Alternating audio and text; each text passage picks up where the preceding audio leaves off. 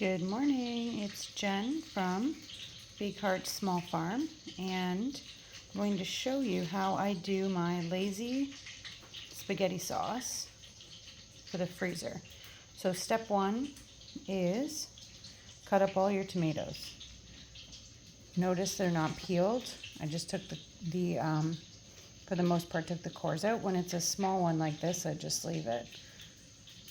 Just cut it all up, put it in a big, this is a really big pot that I have. I don't know what the size is, but it's really big. So step one is just getting it all cut up. Put it in the pot.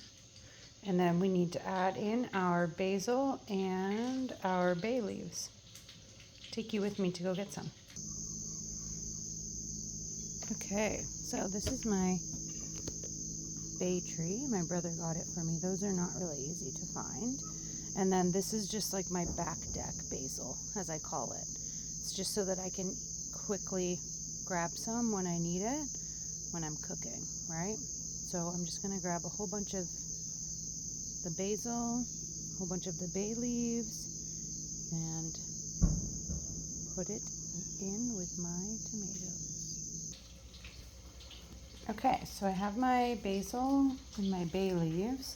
Good thing I went to check on my bay tree because there was a caterpillar making a home there and it would have destroyed the whole tree. So the other things I'm going to add in as well are onions and garlic. So Mr. Rick and Miss Val generously shared all these tomatoes because they were, getting overripe. They needed to be used. So this is my favorite way to use them up. So I'm just going to put 2 onions and these 2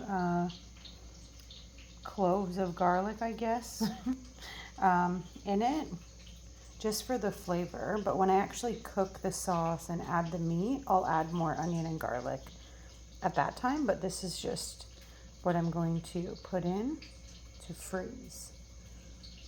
I'm going to get everything chopped up and get this on the stove shortly. Okay, I'm trying to get the onions and the garlic in, and this is my face. So strong. All right, everything's ready. You can see the onions are cut in really big pieces because I'm going to eventually immersion blend this. So I'm not really too worried about the size of the onions. So all I'm going to do now is just add a bit of salt, a bit of pepper, and some olive oil. And like I said, I'm going to do it to taste when I actually cook it to eat it. For now, this is really just to infuse these tomatoes with some flavor until we're ready to eat it. I also added thyme. You can see at the top, it's my frozen thyme.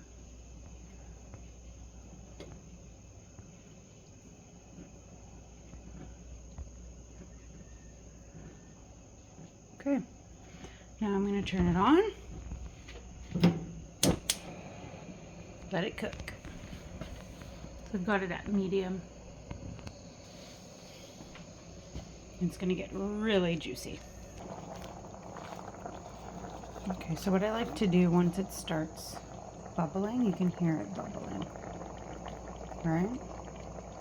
So I like to just use my wooden spoon and just kind of mash things down a bit and kind of get the onions down to the bottom. Alternatively, you can put the onions and the garlic in the bottom before you put the tomatoes in, but I didn't do that today, so. Okay, so it's going to be probably about an hour or so that I'm going to be cooking this. And you can see over here, like you can see the juice starting. Beauty. Okay, this is where we're at so far.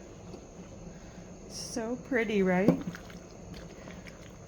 But when I'm looking at it, I feel like I want some more basil.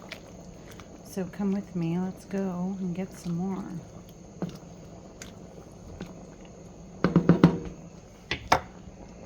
So, yeah, it's Saturday morning.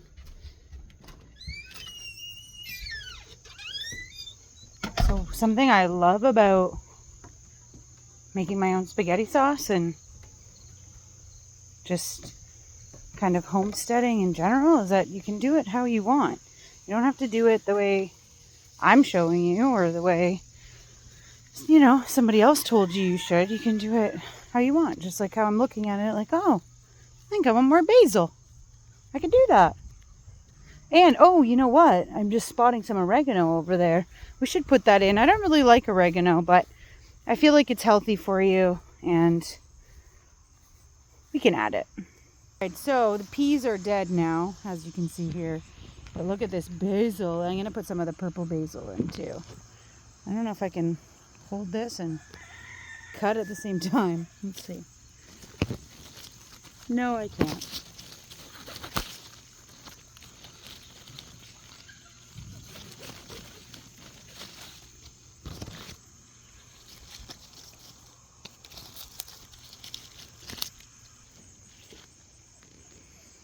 Okay, I got this much. I think that's going to make it look really, really pretty and really tasty. So let's go get some oregano now, too. It's over there. You can see all the potatoes are ready to be harvested. We suspect that there was a virus on our tomato plants, which is why they all went brown.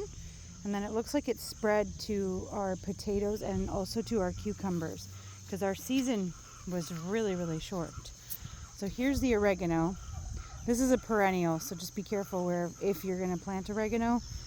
This was one tiny, tiny plant. And I have taken 50% of this and given it to the chickens already this year. So just be aware. One of the things with the oregano, I don't know if we're going to see it today, it's pretty windy, is that the honeybees really love the oregano flowers, which is nice. So we don't mind. We love the honeybees. So what I did was I just pulled the leaves off. I'm going to take these inside and wash them up and add it to the pot. That's better, right?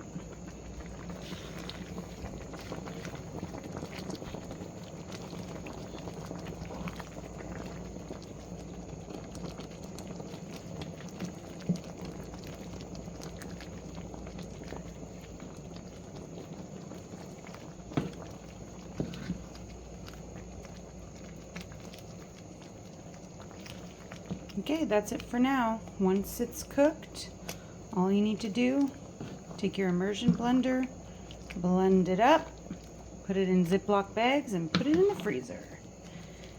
Easy peasy. Happy spaghetti making.